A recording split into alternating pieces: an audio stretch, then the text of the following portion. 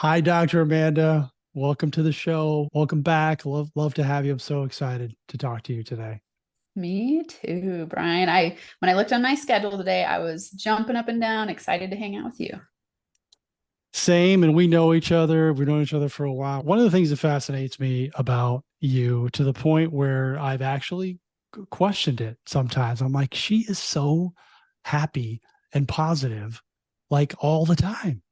Because you're a high vibe, we're a high vibe woman. It's like the energy is just off the charts and I love it and it's infectious for sure. So just tell me, because I want to know personally, what do you do, or do you have moments where it's like, hey, I'm not having a high vibe moment? How do you handle that? And what are some things you can give us today that might help us get through those moments where it's not a 9 or a 10? That never happens to me. No, I'm just kidding. I've had so many people say that to me. I'm like, I really need to share my downs more because I think everyone thinks that. Yeah. And I think sometimes that's the drawback of social media or even podcasting. Sometimes like when I turn my microphone on to podcast, I get myself aligned before I do it. And I turn it into thinking about sitting in the room with someone who needs my help. And so I'm thinking about them. And it actually raises my vibrational frequency. And I feel really good when I do it. So, I'm never in those times where I feel down, like taking pictures of myself and making videos. So it's really funny that how that plays out. But definitely, I think it's interesting because I've had periods in my life where I was suicidally depressed. And that was terrifying and hard and scary. And at the time, I didn't have the tools to know what to do. And so it's such a gift now that I don't ever get to that place anymore. And when I feel low vibe, I notice it right away and I start doing my strategies to shift my energy. And sometimes my strategy is to sit in the pain and just be upset. I think a lot of times we really push away and we want to avoid and resist how we feel, and it causes it to take longer to move through. So, a lot of times now when I feel off, I'm like, I know it's an indication that I'm out of alignment. So, I will dig into it. But sometimes I'm like, I just need to slow down and rest and be quiet. And I don't want to talk to anyone. And I don't feel like smiling. And I just want to like lay on my couch and binge watch Netflix. And that's okay. Like give yourself permission to feel off sometimes. Now, if that drags on for days, which for me it doesn't because I know how to shift, then know that you might need some outside help. For me, I've trained myself like, okay, I'll give myself the day to be down and inward, and tomorrow I'll wake up and I'll do my strategies and I'll shift and I'll pivot. So I think it's important for people listening to know that you're going to have ups and downs. That's the human experience, and if you expect something different, you're going to be creating resistance and frustration. Oh, thank you for sharing that. I knew that that was coming to an extent, but thank you for sharing that. I had a moment the other day, and I'm going to share it with you. Folks, she has no idea what the moment is, but I'm going to share it with her. I'm going to see what maybe additional strategy she would have given me in this moment, because I was having a rough go at it. So I'm at one of my properties the other day, and it's not going well. I'm turning it over. The place is a mess. I'm meeting with contractors, and I'm just not, number one, I'm not happy to go there. Like, this sucks. I don't want to be here. I'd rather be doing something else, but I know that I have to do it. It's part of being in the business. And I was getting good news all day, right? It was like, okay, got the locks changed, met with the HVAC guys. Everything's looking good. They got the house cleaned out. And then the last person of the day comes. There's no running water in the house. And the guy comes and checks the well, and he's like, hey, this thing is totally shot. It was a significant amount of money. End of the day, I've been there all day long, and I'm driving home, and I'm doing what I think are my strategies to kind of calm myself down. But I mean, I'm just going to be open and honest. I wanted to rip the steering wheel off the car.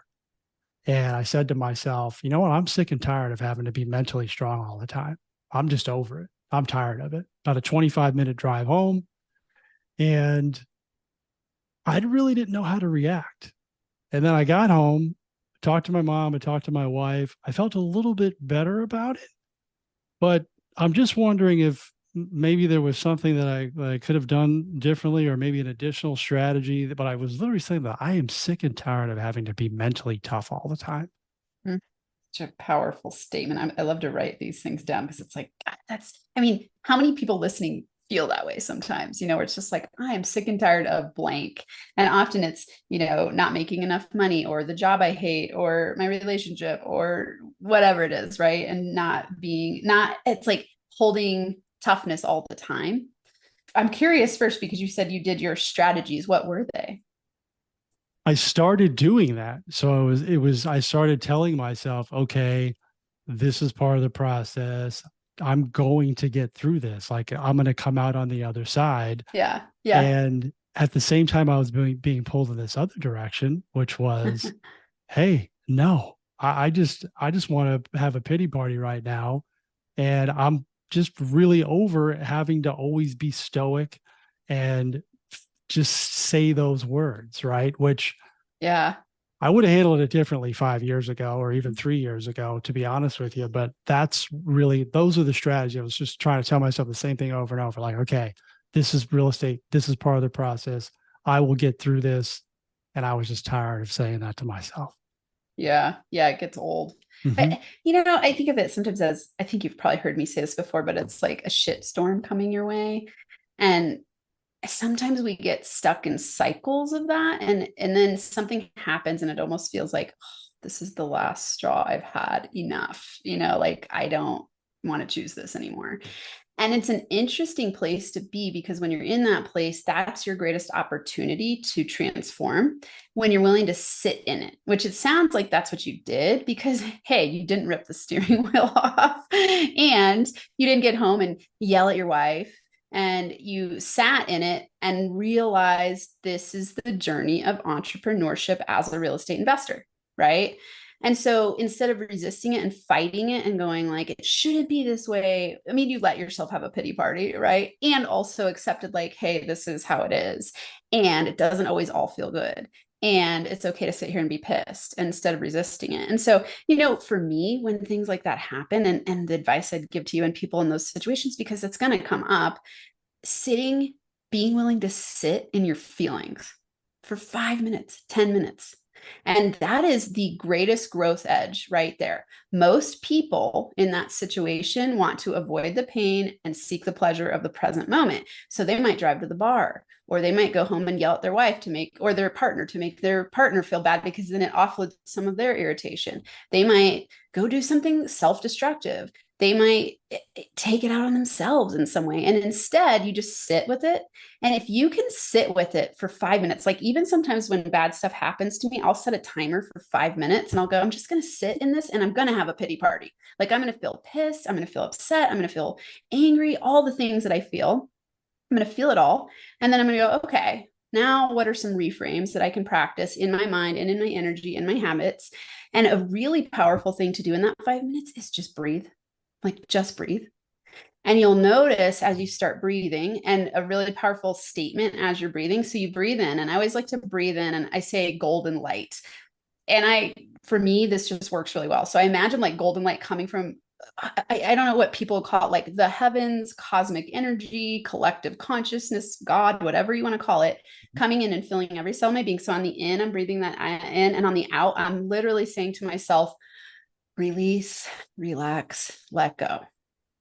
Release, relax, let go. And if you do that for 5 minutes in a situation like that, you will be blown away by how different you feel at the end of those 5 minutes, and how now you can react instead of react, respond. Right. So reaction happens when we're like upset and angry. And then we do all kinds of things that then later we feel like now we got to clean up this mess. And then you just add more, which increases shame and guilt and frustration. And then you beat yourself up about it. And it just keeps the cycle going. Instead, when you respond and you take a minute to let yourself feel all your feelings, and then you breathe through it, you sit in the discomfort. On the other side of it, now what you've done is literally you have calmed your brain down, and you've gotten out of this amygdala response, and you go into your executive center, which is the highest thinking of your brain. And now you can respond in a way that's like, okay, I can deal with this. So that's what I would say to that. Release, relax, let go. Okay. Yes. Awesome. See, I'm going to take that, because here's the reality of it. Like, that's going to happen to me again. Oh, for sure. It's going to happen to all of us again. Yeah. I met with my counselor the day after that. And I had a couple other things going on, and he conveniently called it the triangle of doom because there were three things. So we're having a good, laugh about it. But the 5 minutes of breathing is critical. I did not do that. And that's really helpful. I just don't think people understand that there's these strategies like you said that you use and sit in your feelings. I never used to do that. Like it felt awkward to me to sit there and be Yeah. like, hey, I'm not having a good time right now. I would do all the Yeah. other stuff that you mentioned.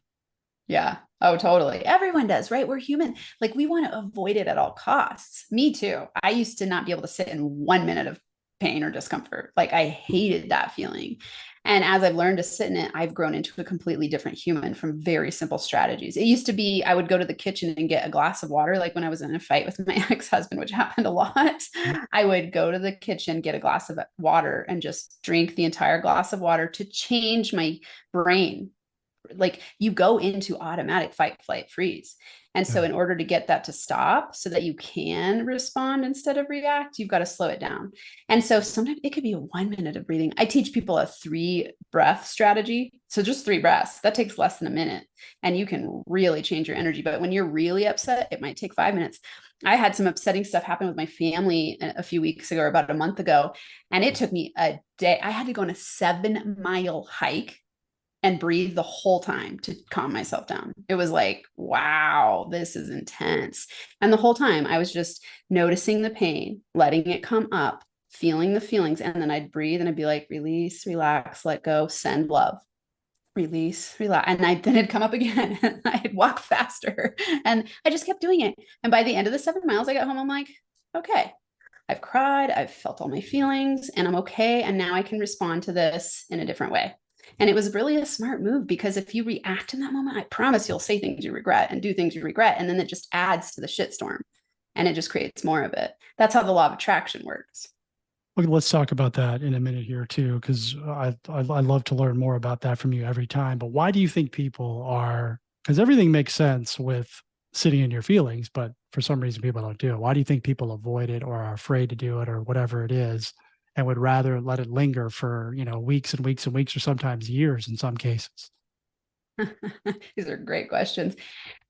I'll say in the animalistic sense, we're wired for survival. And so we are wired to seek pleasure and avoid pain. Pain seems like a threat to our survival. And Mhm. even though it's not, and as a logical person, when you're in your executive mind, you can see this isn't a threat to my survival. But when you're in that moment and your brain gets triggered that way, you can't think that. You don't think that. And you just start to go into this animal mode of like, avoid the pain, run away, freeze, do whatever it takes to avoid this.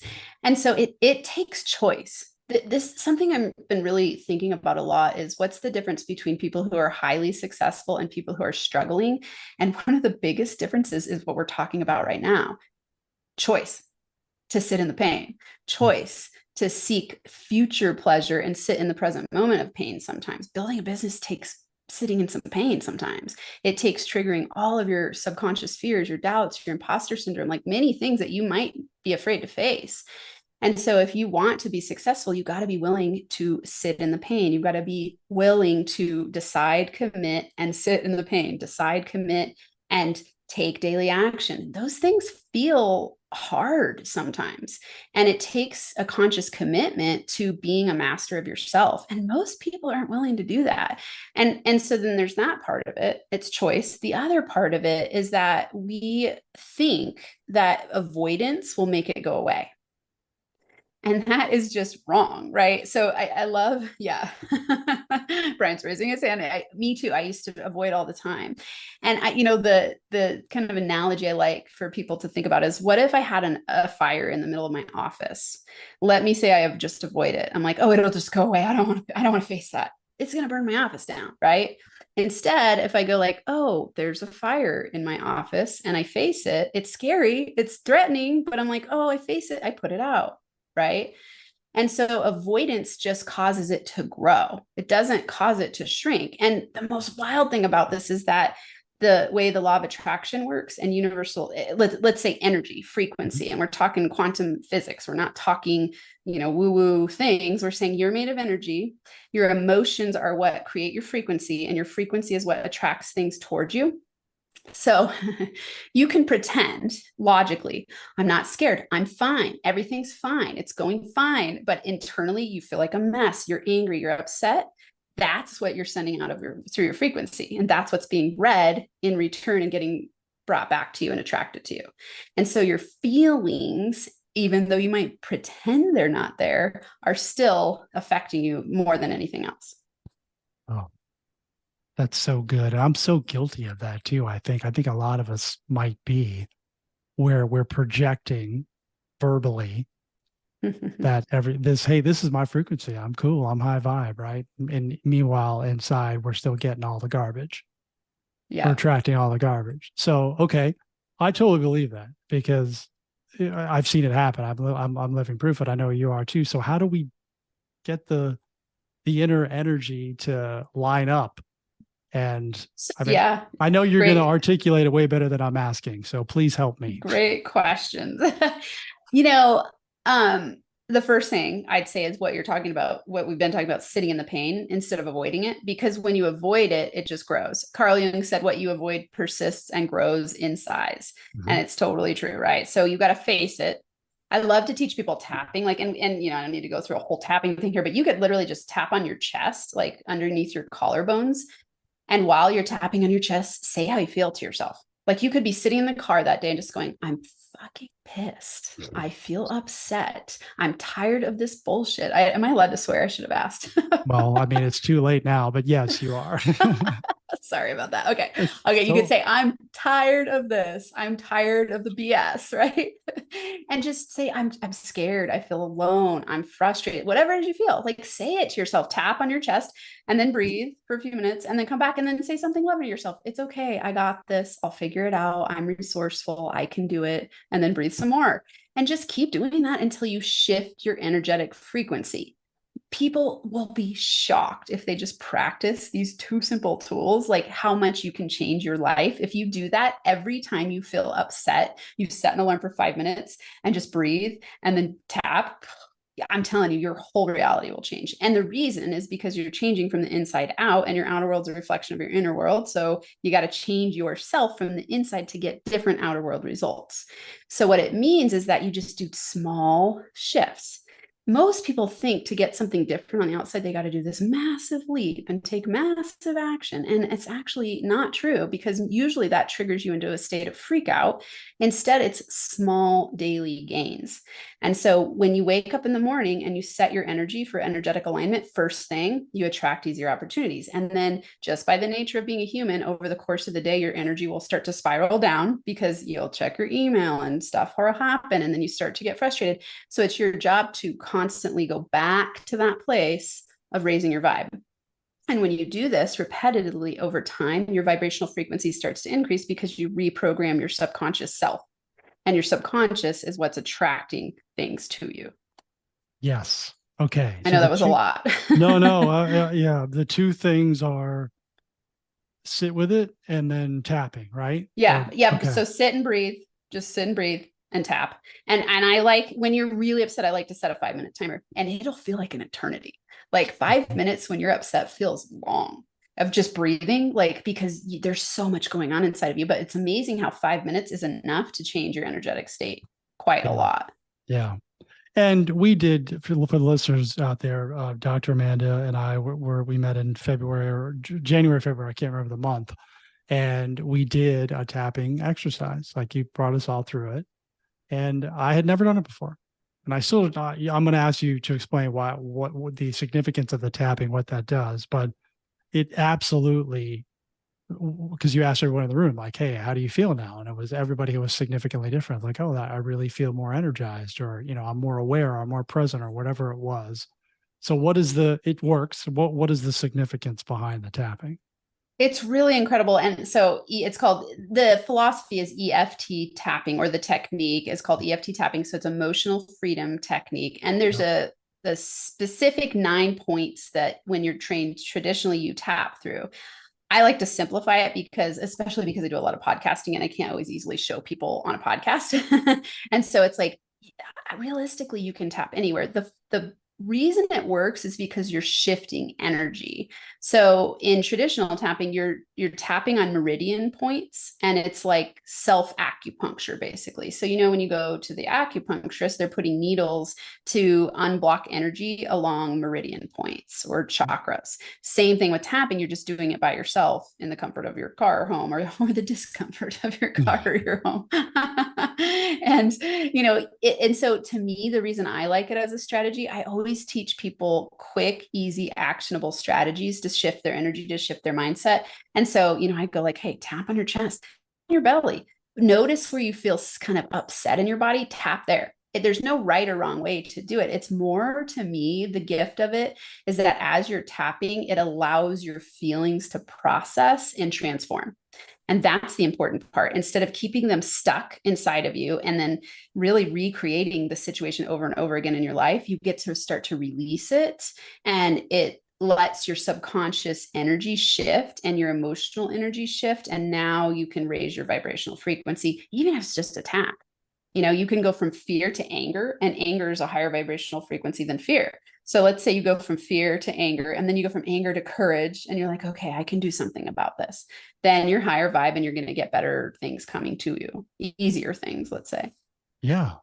Well, that begs the question, is there like a vibrational frequency chart that you, of Oh course, yeah, I've got this is it right this is on here. YouTube, folks. So if you want to see this on YouTube, you'll get to see Yeah, it tapping. this is amazing. So David Hawkins wrote a book called Power versus Force, and he created the frequency scaler. It's called the Map of Consciousness. I teach this all the time. I love this because you can start to see yourself move through the frequencies. So I'll just hold it up and show people. So it starts, the lowest vibrational frequency is shame, and then we go to guilt, and then apathy, grief, fear, desire, anger, pride, courage, neutrality, willingness, acceptance, reason, love, joy, peace, and then enlightenment. And so the highest vibrational frequency is enlightenment, the lowest is shame. When you're in shame and guilt, you're stuck in victimhood. And when you feel like a victim, this is why my company is called Inner Power Daily, because when you're in victimhood, you have no power. You feel powerless.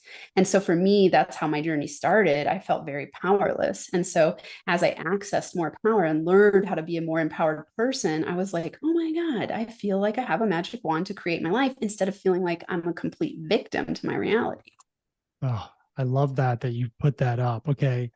I would never guess shame was the lowest one, but it totally makes sense. Where can you teach this stuff? You teach that. You've taught me a lot of this. We've worked Yeah. together for a long time. Where can we go to get that, or at least get on the path to that? Yeah. So if they want to work with me in my Inner Power Daily membership, so it's actually called Morning Routine for Entrepreneurs. We were just like, okay, we need an easier domain for this. So morningroutineforentrepreneurs.com. They can get a 7-day free trial.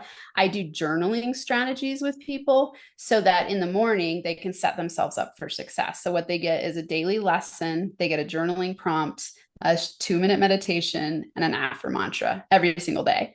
And it's funny you say this because in that course or in this program, you get, I wrote an article, the only article I've written in there so far. It's a resource center with all kinds of awesomeness, but it's got a lot of audio. So the article I wrote is exactly about the scale of consciousness because I refer to it so much. And so I think anyone who's interested in this, I will say, the Power versus Force book is pretty heady. It's definitely not a mainstream book. So I like to bring philosophies I've learned and make them very simple and actionable. So I teach from that perspective. But I mean, that book, Power versus Force, will blow your mind. If people are, ready for it at that level, just go check out Power versus Force by David R. Hawkins.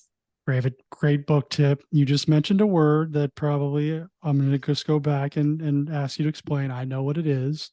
After mantra. Yeah. Okay. Can you explain what that is, please? Yeah, so it's a fun term I came up with. I like to make up words sometimes. So it's a combination of the word affirmation and mantra. And the reason that I did that is because most people use affirmations completely wrong. Mhm. What they do is they say something to themselves over and over, hoping to get a change. But what they're doing is saying something that they don't believe to be true to themselves. So, what they're doing is causing resistance in the moment. And the number one reason that you don't manifest consciously is because of resistance.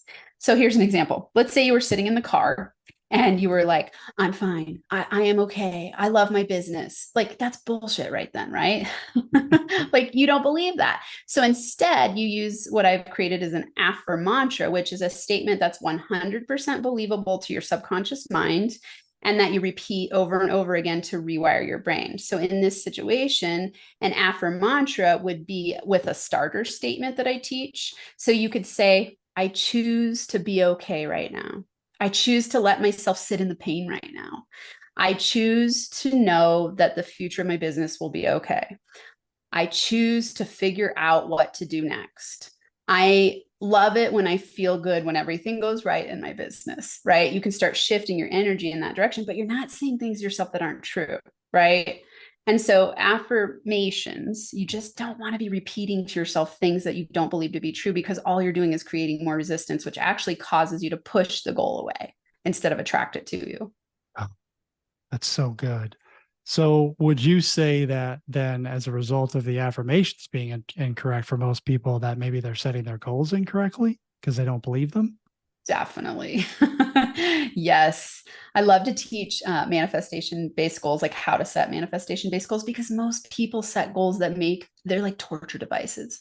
They set a goal, they beat themselves up for not getting there, which then just keeps pushing the goal out further and further. Then they tell themselves, see, I'm not good at it. I am not confident. You degrade your confidence. Degrading your confidence increases your imposter syndrome. And this whole cycle just keeps going. And so I love to help people get really conscious about how to set goals because obviously the reason you set a goal is because it's the guidepost to manifest what you consciously say you want, Yeah. but you don't want to cause unconscious resistance to it as you're setting the goal. So awesome. Okay, so the great coach, the ninja here, as we like to call her. Do you want to set me straight on one of my goals? Because I'm probably doing it Sure, wrong. let's do it. All right. Yeah, fun. So one of my daily goals, I write it down every day, is related to this podcast, and I've stated it many times. Ooh, okay. Inspire. I want to inspire and educate 1 million people to leave their W-2 and start the business of their dreams by the end of 2026. And what that Okay. equates to, Dr. Amanda, is 1 million downloads. Now, Okay. honestly, I'm being vulnerable here. That's a big number. Yeah. Do I believe it? Sort of, kind of. Okay. So that's my goal. I feel like you could tweak that big time. What would you have me do? First, I would ask why 1 million and why the deadline. Yeah, because I've been taught to have a measuring stick, right? Like it has to Uh-huh. be by a date, and a million's great. Yeah, that's a great question because I tell a lot of my clients that I work with, like, why are we at round numbers for your break even, right? Like, why isn't it, instead of making $1 million a year, why isn't it $247,850? Because you know exactly what you need, right, to leave your job. So Yeah. yeah, Yeah. it's just it's a BHAC, a big, hairy, audacious goal that I came up with, and it sounds cool. That's the Okay. truth. That's the truth. That's why it's a million. Awesome. Good clarity. Yeah. First, for you and everyone listening, you always want to write down why you want to achieve a goal because it gets you emotionally attached to it. Otherwise, it's disconnected from you.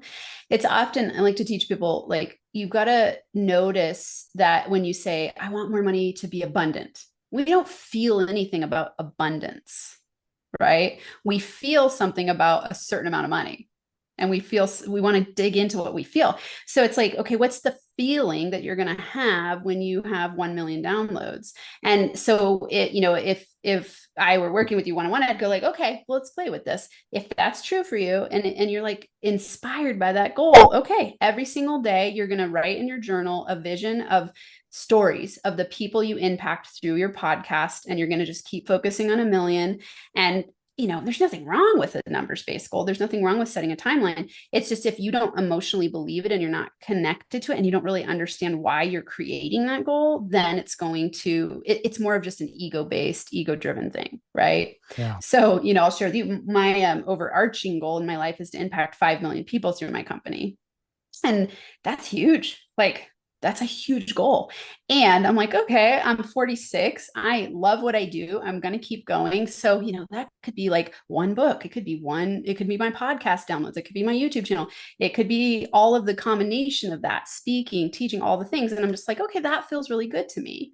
And then for me, I sometimes freak out when I set numbers-based goals with deadlines. Sometimes it works really well for me, and sometimes it causes me to stress and push and hustle in ways that cause resistance.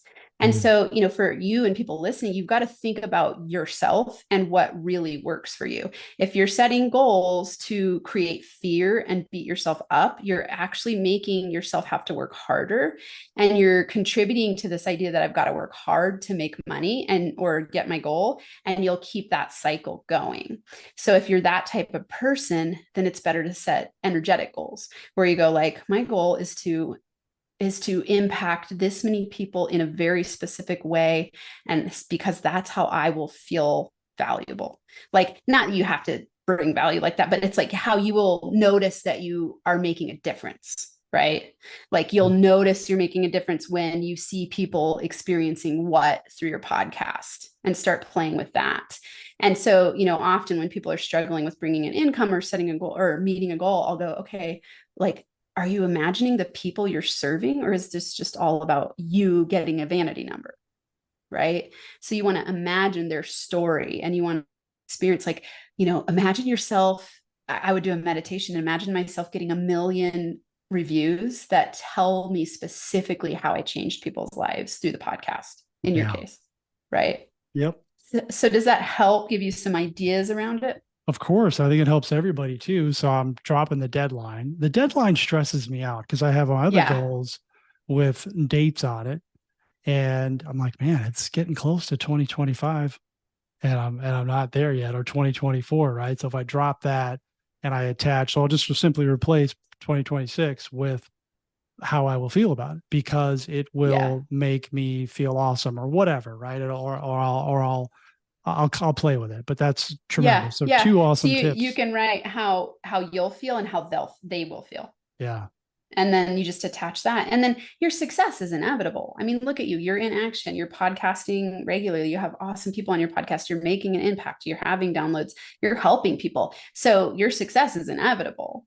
And so then it's like, it's really wild to play with this. I've gone through periods where I don't set goals at all because, in some ways, I believe the greatest manifestations are just when you let exactly what's supposed to happen.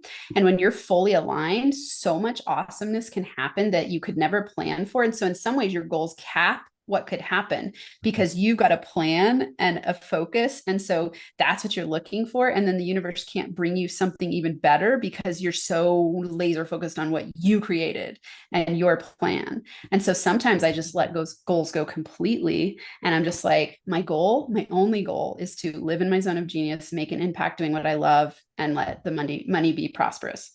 And just play with feeling good, because it's an impossibility to get a negative outcome when you are aligned and feeling good. Say that again, please. It's impossible to get a negative outcome when you are aligned and feeling good. You're the best. This is interesting, Brian, because if you flip that, it's impossible to get a positive outcome when you aren't aligned and feeling stressed. Yeah. And most entrepreneurs feel stressed all the damn time. And so they think, oh, but when I get this amount of money or I have this amount of downloads, I'll feel awesome. But that's an impossibility if you don't feel good in the now. You mentioned living in your zone of genius.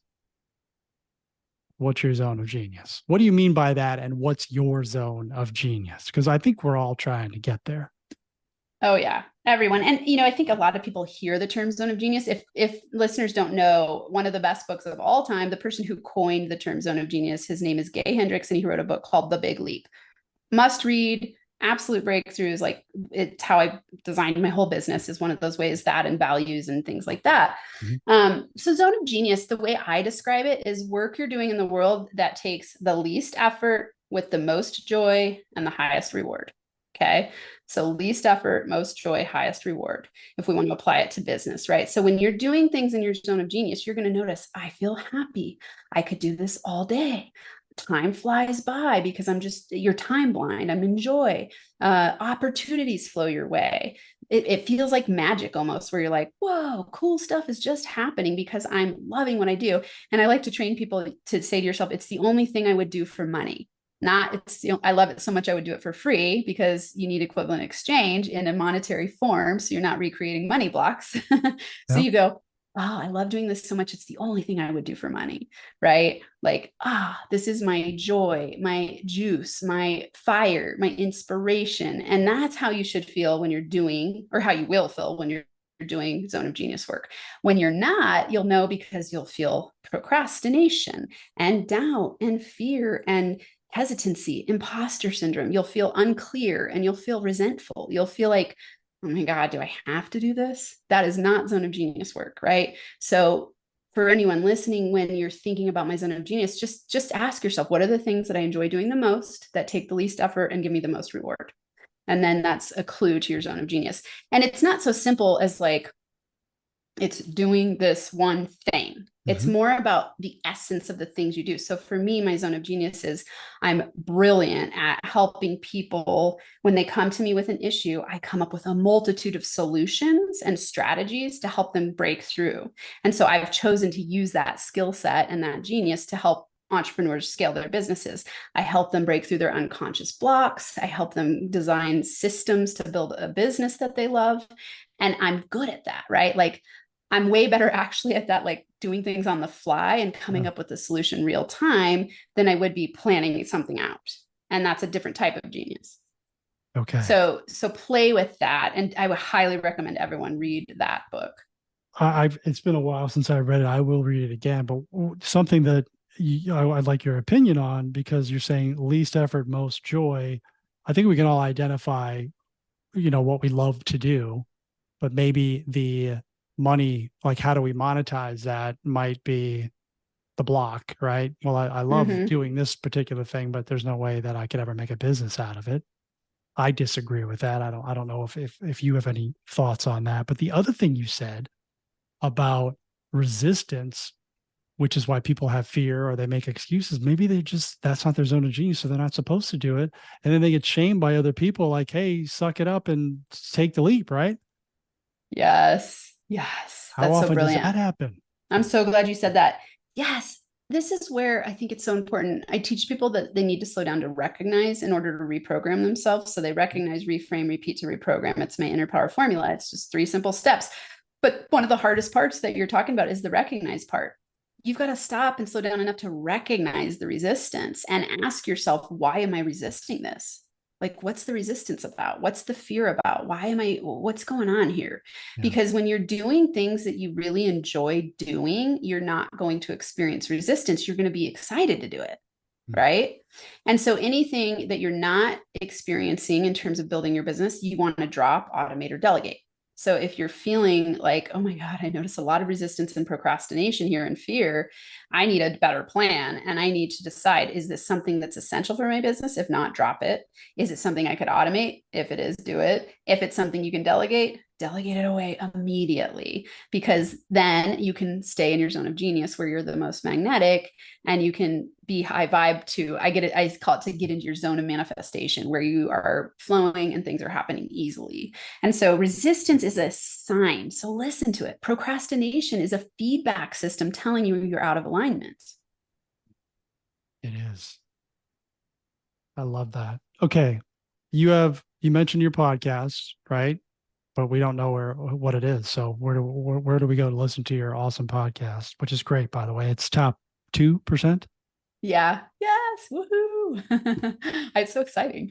Yeah. We just passed 300 episodes, and it's called Inner Power Entrepreneur, Inner Power Entrepreneur. And yeah, it's gone through 4 different rebrands, but it's all on the same RSS feed. And they've all been very similar topics. I've just learned more about branding over the course of my time doing business. And Yeah. so I was like, oh, Inner Power Entrepreneur, that nails it. And so we talk about mindset, manifestation, business scaling, alignment, strategies to help you get aligned, imposter syndrome, like all the things that I know keep entrepreneurs stuck, and then tips and strategies to help them get unstuck. So now it's solo casts, and I'm keeping them around 25 minutes because that's what my audience is showing me in the downloads that they love the most. Perfect. Listening to your audience. And hey, listen, entrepreneurs, we got problems too. All right. Just because we, made the leap and started on business, I mean, we're not without issues, because we got plenty of them. And Yes, that fortunately, is true. my steering wheel is still on my car. So I'm happy about that. The prompt thing that you have, and I'm sorry for just calling it a thing, but the journaling prompt, which I think is cool, because I don't think most people don't Oh know how yeah. to journal. They don't know how to start their morning off. Like, you're giving them a way to start the day properly. Yeah. Where do we go get that? Yes. So go to entrepreneur growth. Oh, nope, sorry. Oh my gosh, that's so funny. I was just thinking that if they go to entrepreneur growth roadmap, that is what I was just talking about, getting to your zone of manifestation. Yep. There are 4 zones that we go through to get to the zone of manifestation. And so they can get that there, free download, and links them to the podcast episode that explains that. So that's entrepreneur growth roadmap. I would say the best way to find out about the program you're talking about, which is the morning routine for entrepreneurs. So morningroutineforentrepreneurs.com, 7-day free trial. Now, this is like, sometimes I struggle with putting into words the value that is created in something that I'm putting out there, because it is so much more than a morning routine. It's a spiritual evolutionary path for you. Like, I am teaching you everything I know and have done and have worked with clients on to help you take it to the next level strategically. And so, we focus on different topics each day of the week. So you get a journaling prompt and a lesson 5 days a week. And then there's a book club and then a live masterclass once a month. So this is insane value for the price, like insane. And the people in there are killing it. Like, it's blowing me away, actually, how the people who are showing up and doing it every day, it's on their own timeline. It's on an app on your phone. It's simple and easy. It's meant to be done in 15 minutes a day. Like, it's not labor intensive or time intensive. It's very easy. And when they are plugging into it every day, they're having incredible results. And so, it's the lowest cost way to work with me, and it's killer. So I highly recommend everybody check it out. And there's a free 7-day trial. So, you can get in there, you can check it out and see if it aligns. If it doesn't, the cancel button is like very obvious. I'm not one of those people that's like, stay in here and let me keep you hooked, even if you don't want to be there. That would be so awesome if that happened, though. If you like popped up when the cancel, and it was just you Yeah. doing what you just Yeah. did. Yeah. That would be awesome. You should. Oh, it's Yes. a good. See, now we're laughing and we're having a good moment here. This is great. Okay, so as usual, ton of value. You've coached me up on like a couple different things. I know that the listeners have been able to relate to that, especially the ripping the steering wheel thing off. We've all been there, and hopefully, they're able to appropriately deal next time. Sit in your feelings, right? Um, Yes. I'm so excited to see you in like 13, 14 I know. days, Me and spend too. some time with you. Anything that you want to leave us with? Any last thoughts or that you want to share? I would say I love to leave people with inspiration. Like, whatever you're doing right now, if you can, if you're running, or I guess if you're running, you could stop. But if you're in the car or something, you don't have to do this. But like, just slow down right now and breathe for a few minutes. Like, just take a few deep breaths. We could just take 3 together. It's like, slow down and take a deep breath in. Like, breathe in as deeply as you can. And just imagine golden light going into every cell of your body, filling you up with 3 words of power that you choose. And on the out, let go, let go, let go, let go. You're letting go of resistance. You're letting go of stress. And on the in again, breathe in those 3 power words in golden light. So it could be like power, confidence, alignment. And then on the out breath, let go, let go, let go, let go. Again, in, breathe in golden light with your 3 power words and just say them over and over to yourself as you're breathing in. And then on the out breath, let go, let go, let go, let go. And then just notice how you feel. Like, it's wild how easy it is to shift your energy.